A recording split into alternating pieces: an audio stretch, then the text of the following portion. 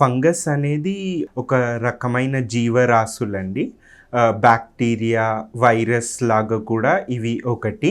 వీటిల వల్ల చాలా వరకు మనకి కనిపిస్తూ ఉంటాయి. మష్రూమ్స్ లాగా గూడా ఉంటాయి ఇవి. ఇంకా నాచులాగా గూడా ఉంటాయి చాలా చోట్ల. ఈ ఫంగస్ అనేది మన అనేక జీవరాశుల్లో బ్యాక్టీరియా, ఫంగై, వైరస్ ఇంకా మన వేరే ఆర్గానిజమ్స్‌లో లోవర్ లోవర్ ఆర్గానిజమ్స్ అండి. వీటి వల్ల మనకి మంచి గూడా ఉంది, చెడు గూడా ఉంది. స్కిన్‌లో నార్మల్లీ గూడా అవి ఉంటాయి. క్యాండిడా అనేవి కొన్ని ఫంగస్.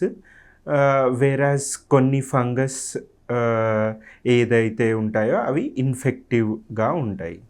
డెర్మటోఫైట్స్ అనేవి ఇంకా రకరకాల ఫంగస్‌లు ఇన్ఫెక్షన్ గూడా కాజ్ చేస్తాయి. ఫంగస్ కొన్ని సమయాల్లో ఇన్ఫెక్షన్ కాజ్ చేస్తుంది.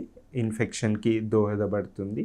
అది వాటర్ ఎక్కువ ఉన్న ఏరియాస్‌లో స్వెట్ అదే హ్యూమన్ బాడీ మీద అయితే చెమట ఇంకా తేమ ఎక్కువ ఉన్న ప్రదేశాల్లో ఇన్ఫెక్షన్‌లా మారుతుంది. ఇంకొకటి ఏంటి అంటే కొన్ని ఫంగస్‌కైతే క్యాండిడియా లాంటి ఫంగస్‌కైతే మనకి ఇమ్యూనిటీ తక్కువ ఉంటే అది మనల్ని ఇన్ఫెక్ట్ చేస్తుంది.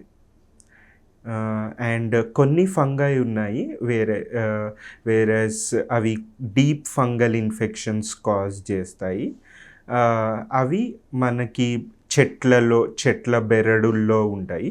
సో అవి మనకి చెట్టు బెరడులు అవి గుచ్చుకున్నప్పుడు కూడా మనకి డీప్ ఫంగల్ ఇన్ఫెక్షన్స్ వచ్చే అవకాశం ఉంటుంది.